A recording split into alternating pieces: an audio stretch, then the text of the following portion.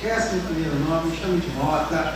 Eu muito prazer a todos você que está me visitando, seja bem-vindo, sinta-se à vontade. Eu tenho certeza que nessa manhã Deus vai falar aos nossos corações. Queridos, como o tempo ele não nos espera, e eu queria convidar os irmãos a abrir as suas Bíblias no Evangelho segundo escreveu Mateus, e o título da mensagem nessa manhã é O que não é. Eu queria que você prestasse bem atenção no título, tá? O que não é. Esse é o título, tá? O que não é. Esse é o título. Então eu gostaria que você abrisse sua Bíblia. O Evangelho segundo escreveu São Mateus, no capítulo de número 6, nós vamos estar lendo os versos 25 ao 33.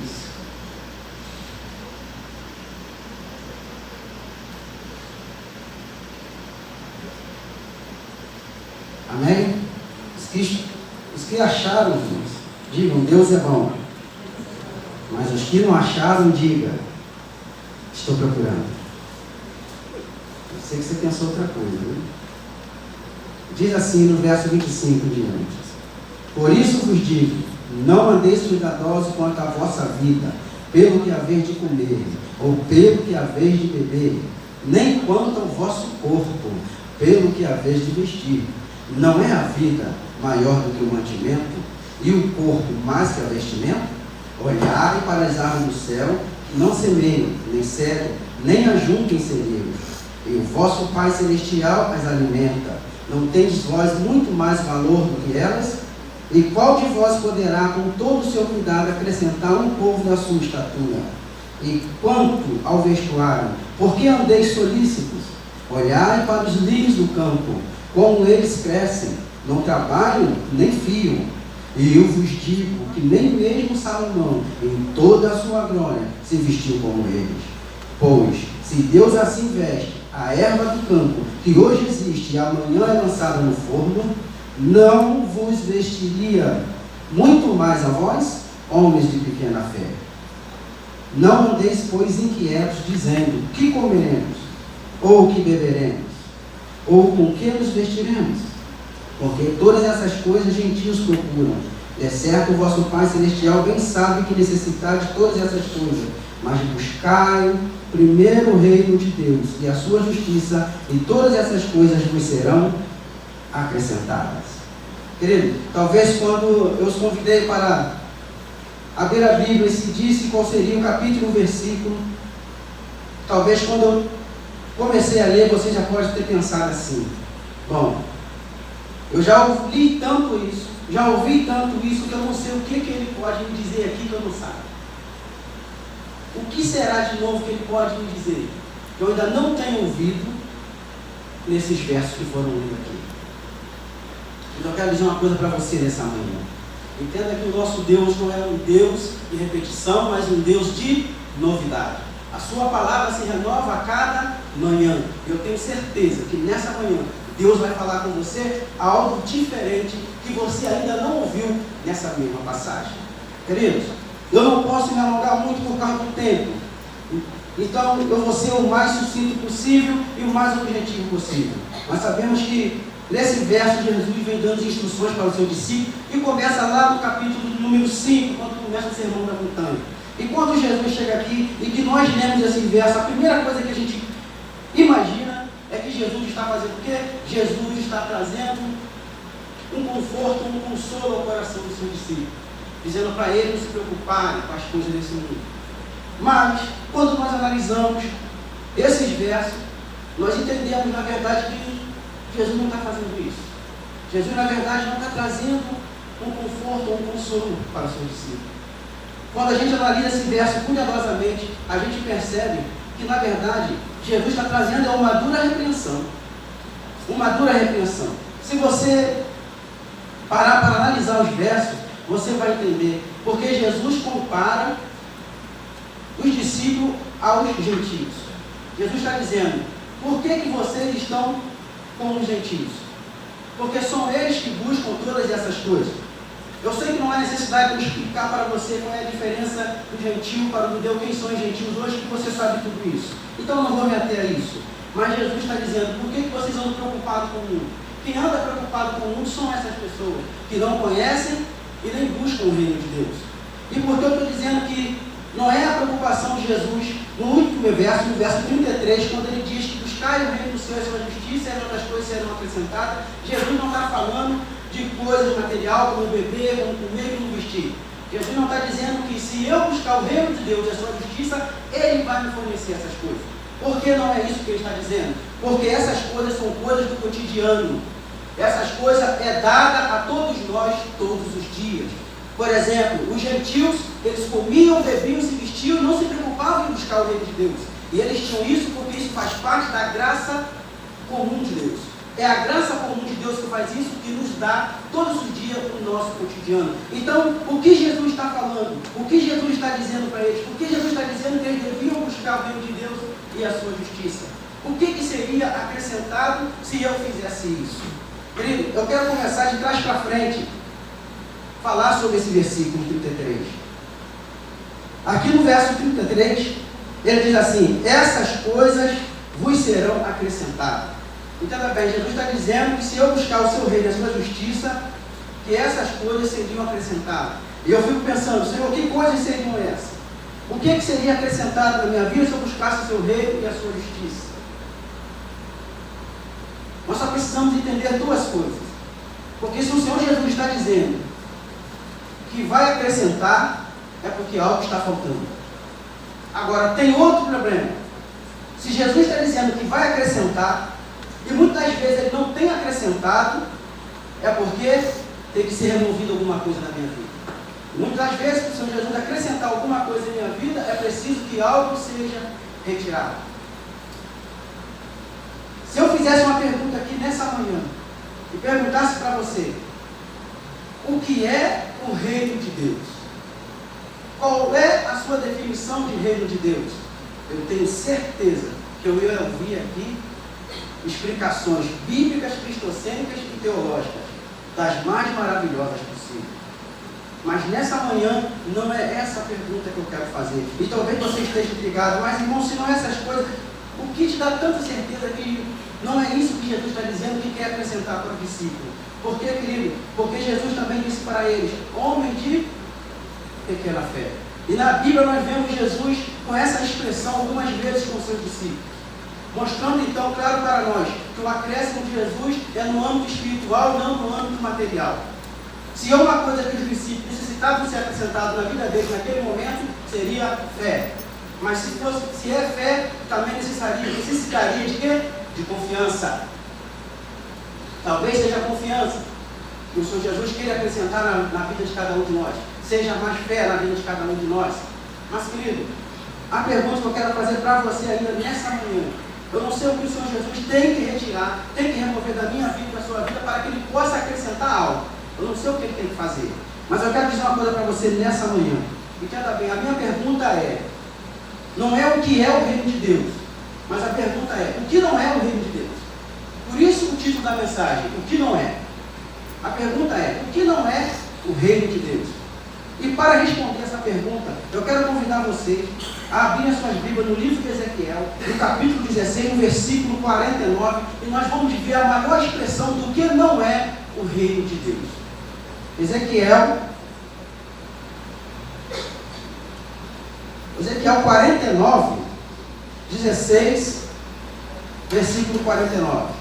Nós vamos ver a maior expressão do que não é o reino de Deus. Porque o que é o reino de Deus, eu sei que você sabe. Mas vamos ver se o que não é o reino de Deus, se eu sei e se eu tenho algum problema com isso. Ezequiel, capítulo 16, versículo 49, diz assim: eis que esta foi a maldade de Sodoma, tua irmã, soberba, fartura de pão e abundância de ociosidade teve ela e suas filhas, mas nunca esforçou a mão do pobre e do necessitado. Irmãos, Sodoma é a maior prova do que não é o reino de Deus. Porque a cidade de Sodoma, se você ler Patriarcas e Profetas, no capítulo 14, na página 156 em diante, você vai ter um detalhe de como era a cidade de Sodoma, apesar de ela ser uma cidade muito linda, comparada até mesmo com o Jardim do Éden. Jesus, lá em Lucas, fala quando ele viesse, a terra estaria como nos dias de Noé, e patriarcas e profetas, e a própria Bíblia compara Sodoma também como o tempo dos antediluvianos. E nós estamos caminhando hoje para uma Sodoma. Ainda não estamos lá, mas caminha-se para lá. Mas Sodoma, irmãos, ela é, na verdade, irmãos, o maior exemplo do que não é o reino de Deus. Porque a cidade de Sodoma era uma cidade farta, rica. Só que ela tinha um problema. Essa fartura, essa riqueza que tinha em Sodoma, essa ociosidade, eles tinham tanta fartura, é uma cidade tão rica que eles quase que não precisavam trabalhar, assim diz o Espírito de profecia. Eles quase nem precisavam trabalhar. E por isso, por tanta ociosidade, eles ficaram da maneira que ficaram. Soberbos. E não aparavam o quê? O necessitado. E se nós pegarmos, irmãos, toda a lição desse trimestre, nós vamos ver que o foco da lição era justamente esse. A lição ela tem uma mensagem, duas mensagens principais para nós, que ela vem dizendo em todo esse trimestre. Que eu e você precisamos ter isso na nossa vida. Sermos abnegação e altruísmo. Todos nós, como cristãos, deveríamos ser altruístas, porque a lição vem falando justamente o tempo todo sobre os necessitados, de amparar o necessitado, de ajudar os necessitados. E o maior problema de Sodoma era esse. Tinha tudo, tinha fartura, tinha uma excelente posição, mas ela não olhava para o pobre e nem para o necessitado. E nos versos mais, Deus vai dizer bem claro no verso de número 50. Olha o que Deus diz no verso de número 50. E se ensoberbeceram e fizeram abominação diante de mim, pelos que atirei dali, vendo eu isso. Esse foi um dos motivos pelo qual o Senhor fez o que fez com Sodoma. Um dos principais motivos foi porque ela não amparava o necessitado. Ela sabia da necessidade e não socorria. Tiago 4,17 chega para dizer que os que podem fazer o bem e não fazem, cometem pecado. Esse foi o pecado de Sodoma. Ela podia fazer, sabia que podia, tinha condição e não fazia. Irmãos, e é baseado nisso que há esses dias atrás, principalmente sábado passado, eu reuni 2 irmãos e nós fomos a um centro de recuperação da Assembleia de Deus e fomos lá. Eu queria pedir até o irmão que colocasse aqui uma foto. Nós fomos nesse centro de recuperação no sábado passado e fomos falar com o pastor desse centro de recuperação. É um homem que faz uma obra voluntária, é uma obra gratuita. Lá ele abriga cerca de 60 pessoas, atualmente tem lá cerca de 30 pessoas. E fui eu, aquele rapaz de camisa preta, que é o Jó, talvez seja conhecido de alguns outros aqui. Esse Jó foi interno nesse centro de recuperação. Por isso, nós fomos lá. E o pastor, então, abriu as portas, porque está do lado dele é o irmão José Arimaté, que é o homem que veio da Bahia, com uma obra muito bacana lá que ele fez no presídio. E em 2 anos batizaram cerca de 10 pessoas lá. E nós fomos lá e o pastor, então, abriu as portas para nós trabalharmos naquele lugar. Inclusive, aceitou que nós apresentássemos lá as doutrinas bíblicas da nossa igreja. Mas só que tem uma coisa, irmãos. Nós não podemos chegar lá, pregar o evangelho para eles, pregar a verdade bíblica, sem antes suprir a necessidade. Porque a necessidade daquele homem é muito grande. E Jesus, ele alcançava as pessoas assim. Primeiro ele supria a necessidade. Então depois ele entrava com as verdades bíblicas. E lá não é diferente. E a grande necessidade desse homem que ele passou para nós, irmãos, ele deixou-nos à vontade para trabalhar lá mesmo. Com palestra, o que nós quisermos trabalhar lá, ele deixou à vontade. E ele virou e falou assim: não, no momento aqui eu preciso de Bíblia. Eu já consegui as Bíblias. Eu preciso de roupa, eu já consegui bastante roupa. Eu preciso de alimento. Mas a minha grande necessidade, no momento, é eu preciso de colchões. Porque lá tem idosos, tanto homens como mulheres, e essas pessoas, eles ficam, as mulheres dormem em cima e os homens dormem na nave da igreja no chão. Então ele necessita de colchão e nós, olhando aqueles senhores, aquelas pessoas idosas ali, eu olhei e falei: Senhor, eu reclamo da vida. E eu ainda reclamo da vida. olhando a situação daqueles homens ali. E o Senhor hoje, irmão, eu quero fazer uma pergunta para você nessa manhã, eu vou ler mais um verso e vou encerrar. Eu quero fazer uma pergunta para você. Hipoteticamente falando, se você pudesse emprestar dinheiro a Deus, você emprestaria? Hipoteticamente falando, se você pudesse emprestar dinheiro a Deus, você emprestaria? Se tiver duas pessoas aqui, irmão, que pudessem emprestar dinheiro a Deus e emprestaria, uma delas sou eu, irmão. Quem é a outra pessoa? E se pudesse emprestar dinheiro a Deus, emprestaria? Eu queria que você levantasse sua mão. Se você pudesse emprestar dinheiro a Deus, você emprestaria. Amém, irmãos? A Bíblia fala que o que está ligado na terra está ligado aonde? No céu, né? Mas eu tenho uma boa notícia para você nessa manhã. Você pode emprestar dinheiro a Deus. E Deus está precisando. Aí o cara fala assim, irmão, você está ficando doido. Eu falei, é verdade, você pode emprestar dinheiro a Deus. E eu quero provar isso para você. Provérbios, capítulo 19, versículo 17. Eu quero mostrar para você como você pode emprestar dinheiro a Deus. Provérbios 19, verso 17. Amém? Ao Senhor empresta o que se compadece do pobre. Ele lhe pagará o seu benefício. Quer emprestar dinheiro a Deus, irmão? Faça para o pobre. Faça para o necessitado. Se tem uma maneira de nós emprestarmos dinheiro a Deus, de fazer algo para Deus, é fazendo pelo necessitado. E o interessante é que ele está dizendo, eu vou pagar você, eu vou te devolver. Você vai fazer e você vai ser recompensado. Nessa manhã, eu tenho um apelo para fazer o seu coração. Nós precisamos ajudar essas pessoas. Essas pessoas precisam de ajuda. O Evangelho precisa entrar naquele local. A verdade precisa ser mostrada lá. Mas nós precisamos também suprir a necessidade dessas pessoas. E se nessa manhã Deus falou o seu coração, mas talvez você pode estar assim falando, não, eu tenho tanta coisa para resolver, eu tenho tanta dificuldade, eu não sei se eu vou conseguir. 2 Crônicas 15, versículo 7 diz assim, mas esforçai-vos e não desfaleçam a vossa mão, porque a vossa obra tem uma recompensa. Sabe, irmão, que qualquer esforço que você fizer em prol dessas pessoas, ou em prol de qualquer pessoa que necessite, essa tua atitude vai ter uma recompensa. Que Deus nos abençoe nessa manhã, irmãos, e que Deus possa abrir o nosso coração nessa manhã, para que nós possamos abençoar a vida das pessoas.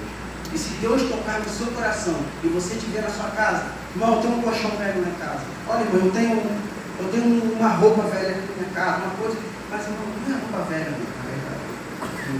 Tem coisa boa para as pessoas. Porque Jesus disse que, sabe o que é justiça? Aquilo que eu quero que façam a mim, faça a vós primeiro. Eu não gosto de ganhar coisa velha rasgada, porque eu vou dar. Então procure uma roupa que você não use, mas que esteja boa. Um sapato que você não use, mas que esteja bom em condições de usar. Ter coisas boas, porque nós gostamos de ganhar coisas boas. E Jesus disse, o que eu quero que faça a mim, façamos nós primeiro. Que Deus nos abençoe nessa manhã e que Deus nos ajude, irmãos, a sermos altruístas, liberais, porque, irmãos, Deus abençoa quando nós abençoamos. Eu tenho certeza que o que você der não vai te fazer falta, porque o Senhor vai te suprir pela graça dele. Muito obrigado pela oportunidade a todos. Eu gostaria de convidar os irmãos para uma oração.